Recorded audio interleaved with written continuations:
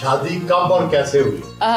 2012 में एंड हमें मिलाया गया था फैमिली के थ्रू। तो क्या चीज़ पसंद आई एक दूसरे की? उनका फोकस फैमिली पे था, अपनी फैमिली में, एंड एक अलग किस्म के इंसान होते हैं that wants to keep family together. तो वो मुझे बहुत अच्छा लगा। अच्छी बात क्या है? ये कभी ना नहीं कहते हैं, कोई भी हो, कहाँ से भी आया हो, ये मसला मेरा हल कर दे, कभी उन्होंने वो कभी ना नहीं करते। सबसे ज़्यादा खामियां भी बीवी ही जानती होती है। वो क्या है? टाइम। कराची को ज़्यादा टाइम देते हैं, हमें थोड़ा कम। गुस्सा किसको ज़्यादा आता है? दोनों को ही आता है। तो कौन ऊंचा बोलता है? We never raise our voices at each other. हम खामोश हो जाते हैं, टाइम लेते हैं। तो अगले को कैसे पता चलता है? खामोश होने से तो पता ही नहीं चलता। वो सुहेल भाई पता चल जाता है। इन्हें क्या पसंद है खाने में? नारी। आप पकाती हैं खुद के पकवाती हैं? नहीं, मैं पकाती भी हूँ, पकवाती भी हूँ। माँ का खाना ज़्यादा याद तो नहीं करते? याद तो करते हैं, और बहुत वो एक्चुअली काफ़ी शौक से कढ़ी चावल खाते हैं, और कढ़ी चावल जो है वो मम्मी का फेवरेट था। बेटे, क्या आपके बाबा क्यों अच्छे हैं? हमारे साथ खेलते हैं। अच्छा। और मैं उनके साथ वॉक पे जाती हूँ, और मेरे बाबा मेरे भाई को चिढ़ाते हैं ज़्यादा, और फिर वो रोने लगता है। इसकी ख़ास बात बड़ी है कि ये हमेशा से बहुत ही ज़्यादा दोस्तों का ख्याल रखने वाला था जब छोटा था। फिर इसकी बहुत अच्छी बात थी उस वक्त बचपन में भी कि ये हमारे नाना नानी का भी बड़ा ख्याल रखता था, हम लोग करीब में रहते थे। तो यही तमाम जो इसके अंदर आदतें हैं ये आगे भी ट्रांसफॉर्म हुई। अब ये माशाल्लाह 40 साल का हो गया है और एक अच्छी पोजीशन पे है। इसकी सबसे अच्छी बात है कुंभा परवर आदमी है, ये सबको साथ लेके चलता है। डांट किसको भाइयों में ज़्यादा पड़ती थी? अच्छा, डांट मुझे ज़्यादा पड़ती थी।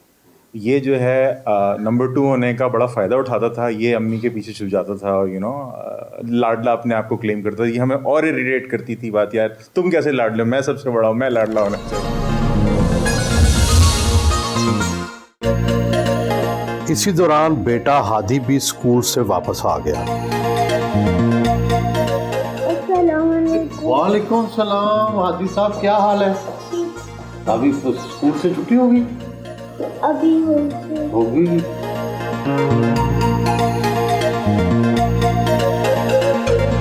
घर से रवाना हुए। कराची में तो मेयर हाउस भी होगा, आप अभी भी वालदा के छोटे से घर में रह रहे हैं, उस बड़े घर में क्यों नहीं गए? सुहेल साहब, मेयर का जो घर था एक्चुअली जो तारीख़ी तौर पर था वो बहुत मुझे बताया गया बड़ा सा घर था, लेकिन वो एक सेटलमेंट हुई 1997-98 में, और उस पर जो डिस्प्यूट था किसी प्राइवेट ओनर का कराची प्रेस क्लब के साथ, उसको रेकनसाइल करने के लिए उस ज़माने में फ़ारूक सत्तार साहब वज़ीर बल्दियात थे, तो उन्होंने गालिबन प्रेस क्लब को मिल्कियत ट्रांसफ़र कर दी उस प्रेस क्लब की प्रॉपर्टी की, और उसके एवज़ वो जो डिस्प्यूट था, जो प्राइवेट साहब थे उनको जो मेयर हाउस था उसको ट्रांसफ़र कर दिया। तो उसके बाद फिर एक और घर है हमारा जिस पे माजी में नसरीन जलील साहिबा जब वो नायब नाज़मा थी वो रहती थी, उस पे डिप्टी मेयर साहब रहते हैं। हमने कोशिश की, छोटी सी फैमिली है, ज़्यादा लोग इतने नहीं हैं, हम अपने घर में ही रहें। जो एक मेयर है कराची का, इसकी क्या मराहत है, कितनी तनख्वाह है? अगर आपको बताऊं तो आपको हंसी आएगी। 50,000 तनख्वाह है कराची के मेयर की, वो तनख्वाह मैं नहीं लेता। अच्छा। उसकी बुनियादी वजह ये है कि 50,000 रुपये में तो मेरा गुजारा नहीं हो सकता। तो मेरी खुदा का शुक्र है कि अपना बिज़नेस है, लॉ फर्म जो मेरी है। तो अब चूँकि मैं सिंध हुकूमत का वज़ीर नहीं रहा तो मैं उस फर्म का हिस्सा रह सकता हूँ एज़ पार्टनर, तो उससे मुझे मेरी आमदनी आती है अपने दफ्तर से। और क्या क्या मराहत है? सर, पेट्रोल मिल जाता है, गाड़ी जो है वो उसके हालात बड़े मखदूश हैं, तो मैं फिर कोशिश करता हूँ कि उस गाड़ी को इस्तेमाल ना करूँ। किन बातों पे आप खुश होते हैं? कभी किसी जगह पर जाऊँ और कोई आदमी आके अगर कह दे कि यार आपके वालिदैन बड़े अच्छे लोग थे, खुशी होती है। कुछ लोग कहते हैं कि शहर में अच्छा काम हो रहा है। हाँ, काम और होने की ज़रूरत है, लेकिन कम से कम एक उम्मीद जागी है लोगों के अंदर कि काम का सिलसिला शहर के अंदर स्टार्ट हो गया है, तो उस पर बड़ी खुशी होती है। तो कितना अपना माहाना खर्च कर लेते हैं आप? बड़ा टैक्स पेयर हूँ, सियासत में आने से पहले भी बड़ा टैक्स पेयर था। कितने बड़े? 2018 में गालिबन मेरा अपना ज़ाती पर्सनल टैक्स कोई 50 लाख रुपए था और मेरी जो फर्म का टैक्स है वो चंद करोड़ रुपए। TP3 केमाड़ी पहुंचे, स्टाफ ने इस्तकबाल किया।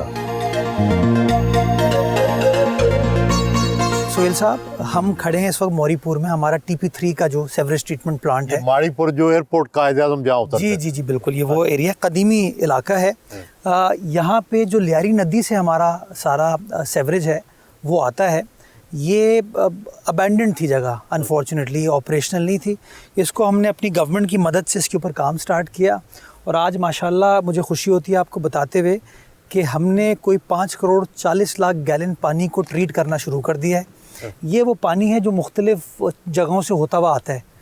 ये जब मैं यहाँ पहली बार आया था तो यहाँ धूल उड़ रही थी, मट्टी थी। आज आप ये देख सकते हैं कि ये सब्ज़ा वगैरह जो सारा हमने किया है ये हमने इसी पानी के साथ किया है और अब इसको हम 5 करोड़ 40 लाख गैलन को ट्रीट करके समंदर भेजते हैं और टारगेट हमारा ये है कि जुलाई तक इसको हम 10 करोड़ तक इंशाल्लाह ले जाएंगे, 100 MGD कर देंगे। ये है वो रिसाइकलिंग टेक्नोलॉजी जिसके ऊपर हम काम कर रहे हैं, जो कि तकरीबन 5 लाख गैलन पानी डेली रिसाइकिल कर पाएगा। ये मैं आपको दिखाऊं, ये ओरिजिनल शक्ल ये होती है और जो एंड रिज़ल्ट है हमारा। ये पानी कहाँ इस्तेमाल हो सकता है? पहला तरीका तो ये है कि आप इसको पार्क्स हॉर्टिकल्चर के लिए इस्तेमाल करें। दूसरा तरीका ये है कि आपकी बहुत सारी सनतें जो कि मुंसलिक है पानी के इस्तेमाल से, उसके साथ इस्तेमाल करें। तीसरा तरीका ये है कि इस पर हमें कुछ मजहबी स्कॉलर्स की रहनुमाई चाहिए होगी कि इसको लोग इस्तेमाल कर सकते हैं या नहीं कर सकते। टेक्नोलॉजिकली लेबॉरेटरी टेस्ट ये कहता है कि it is fit for human consumption. परिंदे भी कितने सियाने हैं, यूं ही गंदा पानी साफ होता है उसमें उड़ाने भरते हैं, जबकि गंदे पानी की तरफ जाते भी नहीं।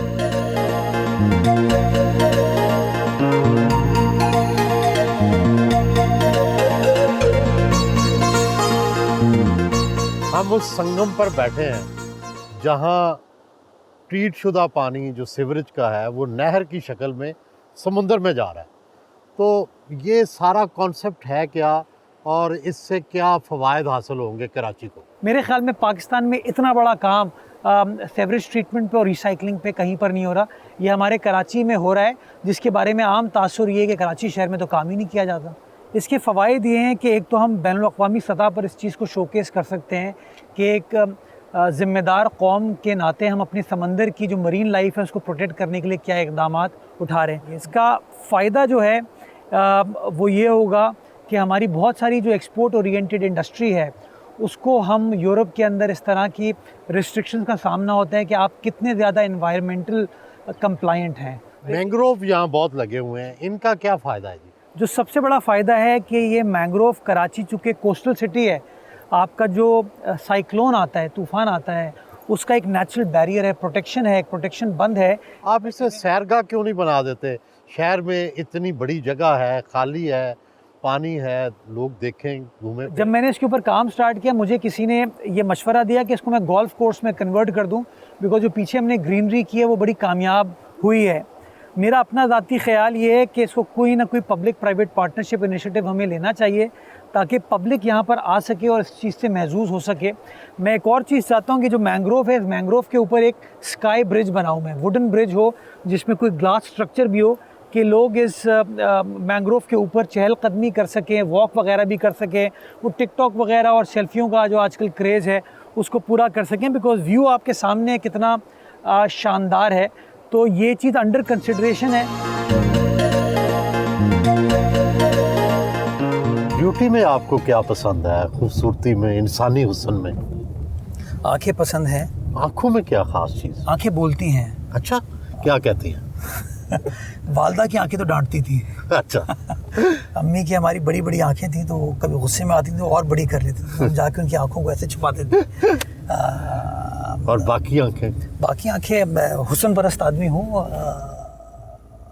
देखता हूँ अच्छी चीज़ नज़र आती है, एडमायर करते हैं उसको। हुस्न परस्त तो फिर हुस्न को छूने की, हुस्न को पाने की भी ख्वाहिश करता है। हुस्न को पा लिया, बेगम साहिबा हैं ज़िंदगी में। और कोई दूसरा हुस्न कभी आके डिस्टर्ब तो नहीं करता? अगर डिस्टर्ब करता भी है तो टीवी पे तो नहीं कहूँगा। नहीं, किस तरह काबू पाते हैं? ये कैमरा बड़ी ज़बरदस्त चीज़ है। हाँ। हर जगह हमारे साथ तो अब कैमरा चल रहा होता है, तो अब तो देखते हुए भी डर लगता है। गुलाम हुसैन खालक दीना हॉल एंड लाइब्रेरी पहुंचे। फूल पेश किए गए। खालक दीना हॉल कितना पुराना है और क्या अभी आपने इसको रिस्टोर किया है? उसकी क्या वजूहात है और किस लिए इस्तेमाल कर रहे हैं? तो खालिद डिना हॉल की तारीख़ी चीज़ ये है कि ये केएमसी की इमारत थी, 1906 की बनी हुई। ये लाइब्रेरी एक पब्लिक स्पेस थी जो कि बिल्कुल ही कहीं छुप गई थी। लाइब्रेरी के अलावा इसकी एक और तारीख़ी अहमियत ये है कि मौलाना मोहम्मद अली जौहर का जो ट्रायल था वो इस बिल्डिंग में, अंग्रेज़ों ने उनके ख़िलाफ़ खिलाफत मूवमेंट का जो था वो इस बिल्डिंग में किया था। और पीछे जो आपको एक कटहरा भी नज़र आ रहा है, मैं आपको लेके चलूँगा। इस कटहरे में जौहर साहब आते थे अपने ट्रायल को फेस करने के लिए। जिस जगह मौलाना मोहम्मद अली जौहर का ट्रायल हुआ वो कटहरा देखा। ये जो है ना सर, ये अब हमारा जैसे तकसीम स्क्वायर है ना, उस तरह का टारगेट है हमारा। ये एक हक्कानी चौक का एरिया है। ये बिल्डिंग एग्जिस्ट करती है। इसके अतराफ़ में अब हम लोगों की मदद के साथ हम एक कॉन्सेप्ट लेके आ रहे हैं कि we will transform this into a cultural space.